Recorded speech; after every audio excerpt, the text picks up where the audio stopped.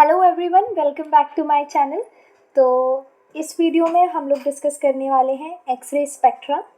तो सबसे पहले हम लोग डिस्कस करेंगे एक्सरे प्रोडक्शन के बारे में कि एक्सरे प्रोड्यूस कैसे होती हैं, क्या क्या प्रोसेसेस होते हैं, ये सब चीज़ें हम लोग डिस्कस करने वाले हैं। और ये जो टॉपिक है ये इंटरव्यू वाइज बहुत इम्पॉर्टेंट है। फिज़िक्स से रिलेटेड जितने भी इंटरव्यूज़ होते हैं वहाँ पे एक्सरे प्रोडक्शन के बारे में ज़रूर ही पूछा जाता है और ये बहुत बेसिक टॉपिक है। तो अगर आपका बैकग्राउंड फिज़िक्स है तो एक्सरे प्रोडक्शन के बारे में ये बहुत ही बेसिक टॉपिक है, इसके बारे में आपको पता होना बहुत ज़्यादा ज़रूरी है। तो स्टार्ट करते हैं आज की वीडियो। और वीडियो स्टार्ट करने से पहले अगर आपने अभी तक चैनल को सब्सक्राइब नहीं किया है then please subscribe the channel and don't forget to press the bell icon. X ray spectra. तो सबसे पहले हम एक्सरे प्रोडक्शन के एक्सपेरिमेंटल सेटअप के बारे में बात करते हैं। तो एक्सपेरिमेंटल सेटअप में जो है एक कुलीज ट्यूब है इस तरीके से,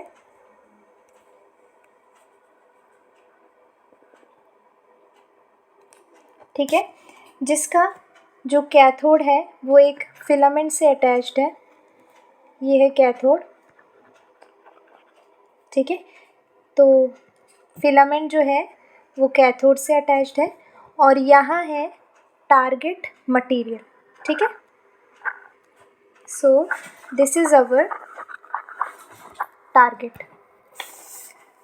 टारगेट मटेरियल है एनोड पे, और जो कैथोड और एनोड है उनके बीच में हमने हाई वोल्टेज अप्लाई किया है, ठीक है।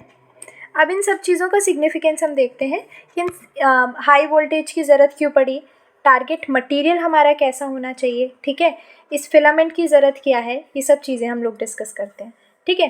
तो ये जो फिलामेंट है इसको हम हीट करेंगे, ठीक है। तो फिलामेंट को हीट करने पे थर्मो आयनिक एमिशन की वजह से यहाँ से जो इलेक्ट्रॉन है वो एमिट होना स्टार्ट होंगे। लेकिन थर्मो आयनिक एमिशन की जो एनर्जी होती है वो बहुत कम होती है, यानी इलेक्ट्रॉन बस एमिट ही हो पाएगा इतनी कम एनर्जी से, लेकिन वो टारगेट तक पहुंच नहीं पाएगा। तो टारगेट तक पहुंचाने के लिए हम हाई वोल्टेज का यूज़ कर रहे हैं। ये जो हाई वोल्टेज है ये इलेक्ट्रॉन को एक्सेलरेट करेगी टारगेट तक, ठीक है। तो ये बात हुई हमारे एक्सपेरिमेंटल सेटअप की। नाउ लेट अस डिस्कस कि ये जो हम यहाँ पे टारगेट यूज़ कर रहे हैं उसकी क्या मेन प्रॉपर्टीज़ होनी चाहिए, ठीक है।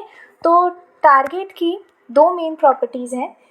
पहला तो ये कि जो हमारा टारगेट मटेरियल है उसका मेल्टिंग पॉइंट हाई होना चाहिए, तो उसका हाई मेल्टिंग पॉइंट होना चाहिए।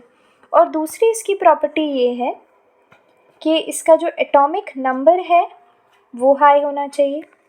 एटॉमिक नंबर जो है वो हाई होना चाहिए, ठीक है। अब इसके रीजंस क्या हैं।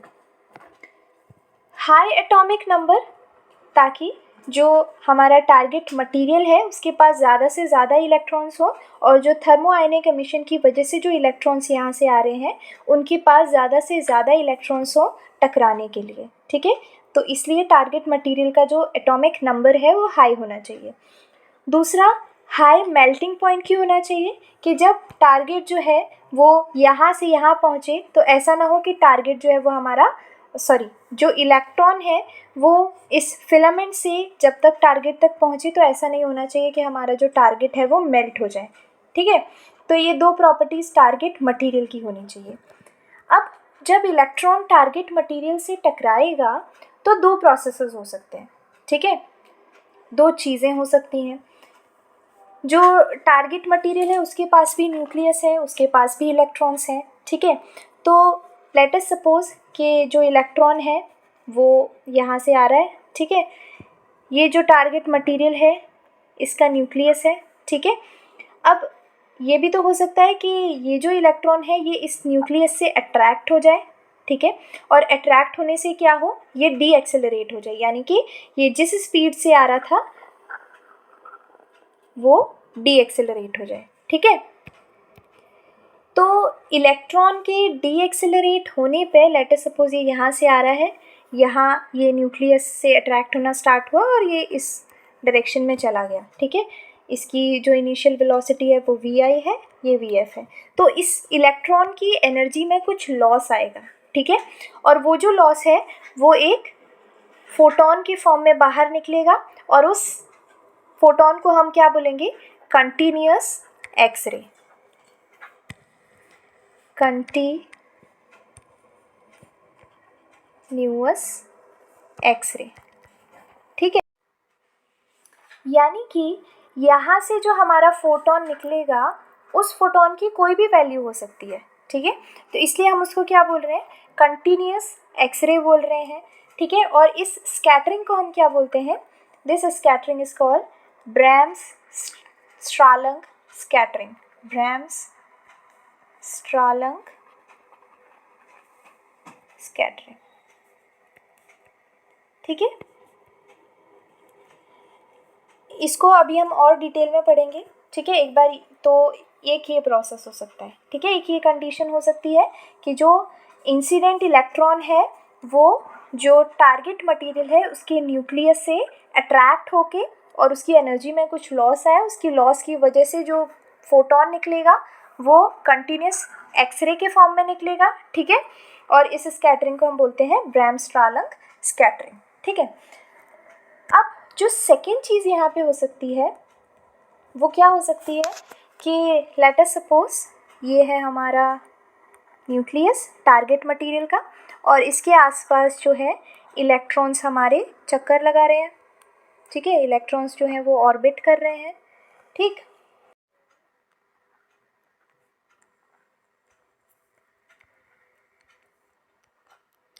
ये जो इलेक्ट्रॉन्स हैं ये ऑर्बिट कर रहे हैं यहाँ पे, ठीक है। अब दूसरी क्या कंडीशन हो सकती है कि ये जो इलेक्ट्रॉन है ये यहाँ पे इस इलेक्ट्रॉन से स्ट्राइक हो और क्या करे, इस इलेक्ट्रॉन को नॉकआउट कर दे बाहर।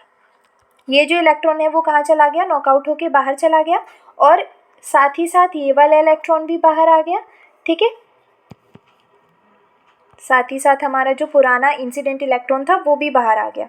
तो यहाँ पे क्या हुआ, एक वैकेंसी क्रिएट हुई, ठीक है। अब यहाँ पे कोई इलेक्ट्रॉन नहीं है, यहाँ पे ये एक वैकेंसी है। तो इस वैकेंसी को फिल करने के लिए क्या होगा, जो बाहर के इलेक्ट्रॉन्स हैं वो इस वैकेंसी को फिल करने की कोशिश करेंगे। तो ये आउटर शेल का ये जो इलेक्ट्रॉन है इसने मानो यहाँ पे जंप किया और इस वैकेंसी को फुल किया।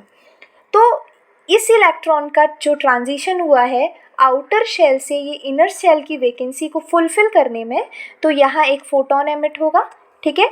और इस एक्सरे को हम क्या बोलेंगे, कैरेक्टरिस्टिक एक्सरे। क्या बोलेंगे, characteristic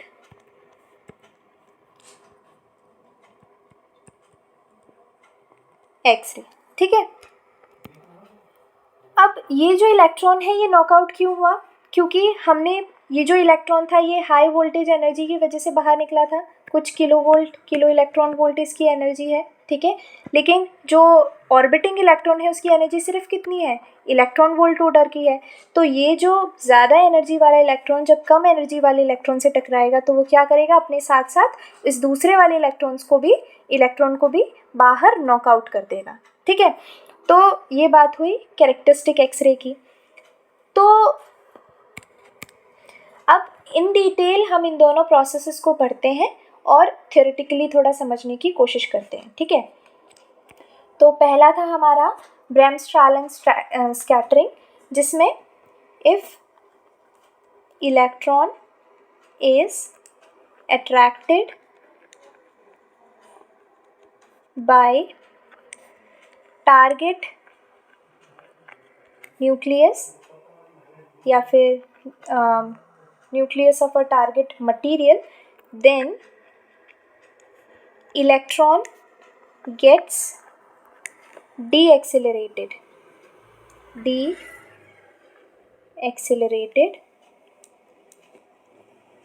so there is loss in energy in the form of continuous X-ray, and this event is called Bremsstrahlung scattering.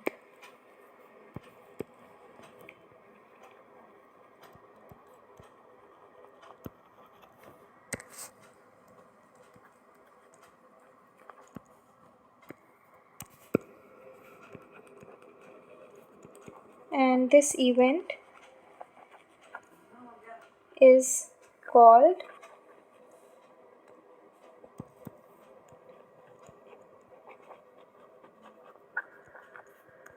Bremsstrahlung scattering. ठीक है,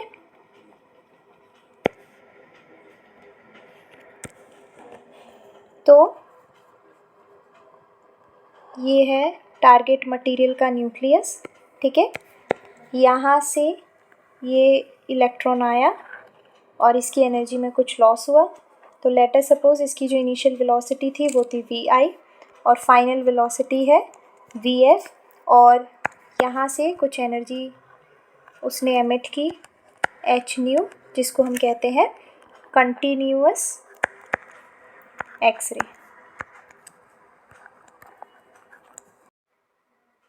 ये जो इसका काइनेटिक एनर्जी में चेंज आएगा वो किसके इक्वल होगा? जो फोटोन एमिट हुआ है उसकी एनर्जी के इक्वल होगा.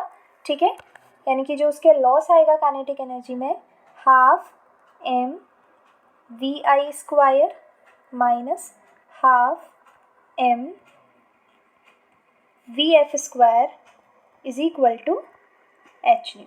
ठीक है, this is our first equation. अब अगर हमें एक्सरे की मैक्सिमम फ्रीक्वेंसी चाहिए, उसके लिए हमारी ये जो फाइनल काइनेटिक एनर्जी है वो कितनी होनी चाहिए? 0 होनी चाहिए, क्योंकि जब इनिशियल में से अगर हम 0 माइनस करेंगे तो ऑब्वियसली उसकी मैक्सिमम फ्रीक्वेंसी हमारे पास आएगी. ठीक है, तो यानी कि for maximum frequency x ray KF is equal to 0, यानी कि half M V F square is equal to 0. ठीक है, इस केस में हमारा जो एच न्यू मैक्स होगा वो किसके इक्वल होगा? Half M V I square के इक्वल. ठीक है, तो इस केस में जो एच न्यू मैक्सिमम होगा वो किसके इक्वल होगा? Half M V I square के इक्वल. ठीक है, so this is our second equation. Now let us suppose कि हमने जो वोल्टेज अप्लाई किया है, जो हम कह रहे थे हाई वोल्टेज हम लोगों ने अप्लाई किया है एनोड और कैथोड के बीच में, तो let us suppose कि जो हमारा अप्लाइड वोल्टेज है वो V है. ठीक है, अप्लाइड वोल्टेज जो है वो है V. ठीक है, तो हमारा जो half M V I square होगा वो कितना होगा? EV होगा, यानी कि हमारी जो काइनेटिक एनर्जी होगी वो इसके इक्वल आ जाएगी. ठीक है, और काइनेटिक एनर्जी किसके इक्वल है?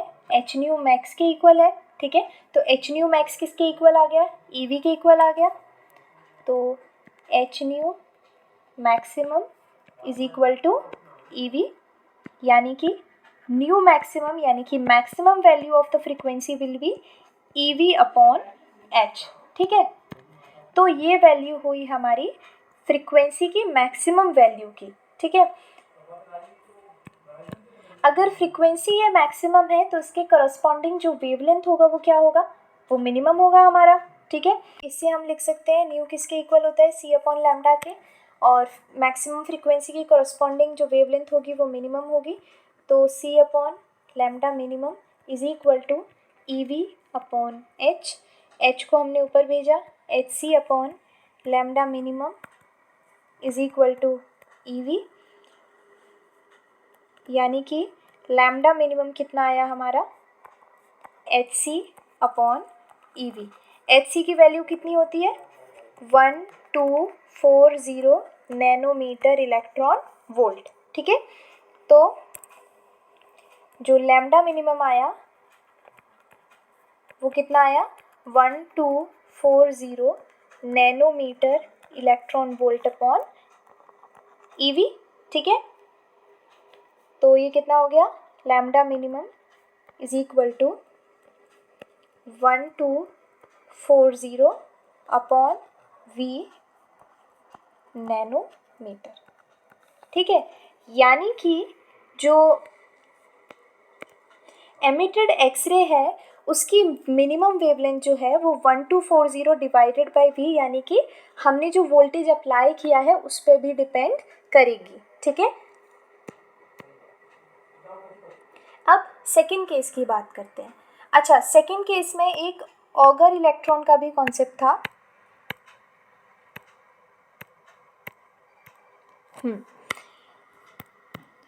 तो जो कैरेक्टरिस्टिक एक्सरे वाला केस है उसमें ये जो ऑर्बिटिंग इलेक्ट्रॉन बाहर निकला है ना, इस इलेक्ट्रॉन को हम कहते हैं auger electron.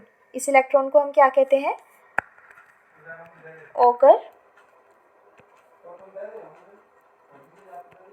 Auger electron.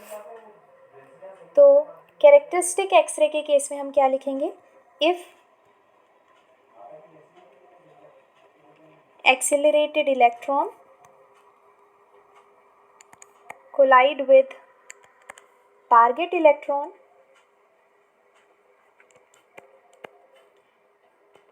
then orbiting electron is emitted out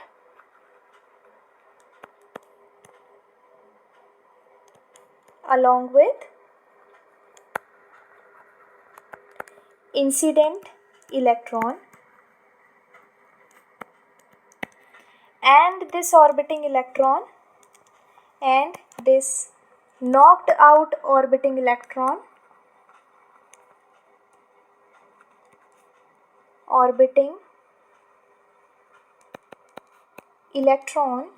is called auger electron, ठीक है। तो ये जो नॉक्ड आउट ऑर्बिटिंग इलेक्ट्रॉन है उसको हम क्या बोलेंगे, ऑगर इलेक्ट्रॉन, ठीक है। तो आउटर शेल का इलेक्ट्रॉन जो है वो उस वैकेंसी को फिल करने की कोशिश करेगा और कैरेक्टरिस्टिक एक्सरे जो है वो हमारी एमिट होगी, ठीक है। तो कैरेक्टरिस्टिक एक्सरे की जो वेवलेंथ होगी वो क्या होगी, 1/λ is equal to RZ² 1/Ni² minus 1/NF², ठीक है। अब ये Ni² और NF² को, R तो है हमारा रेडबर्ग कांस्टेंट, Z है जो हमारा टारगेट मटेरियल है उसका एटॉमिक नंबर, लैम्डा हमारी कैरेक्टरिस्टिक जो एक्सरे है उसकी वेवलेंथ हो गई, ठीक है। लेकिन ये जो Ni है ये NF क्या है, इसके बारे में एक बार समझते हैं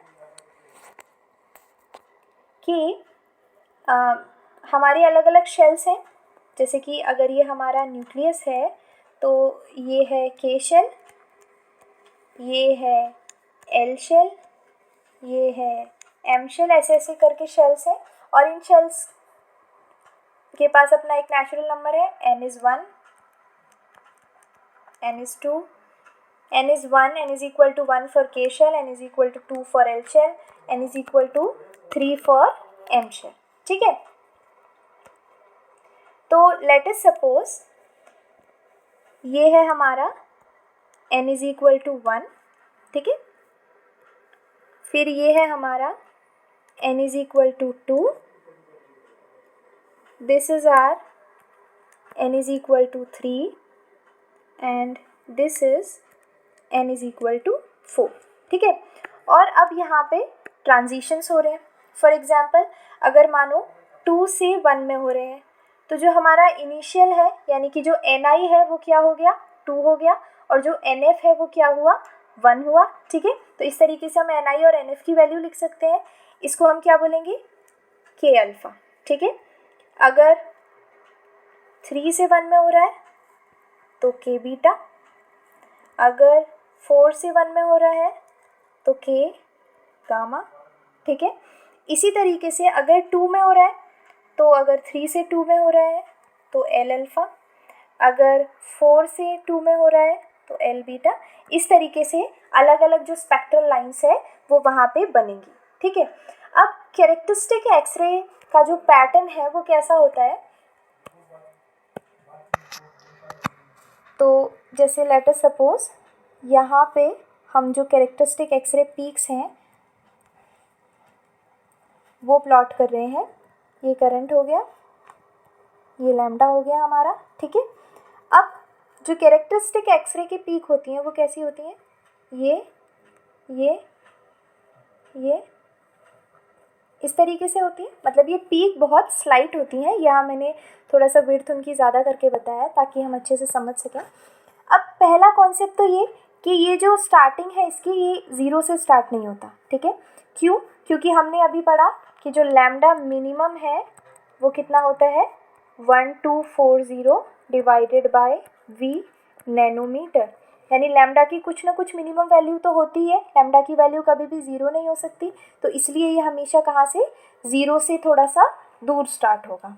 ये पहली बात हो गई।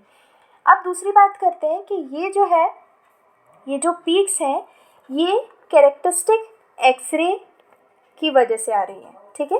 ये जो पीक है ये किसको डिनोट कर रही है, कैरेक्टरिस्टिक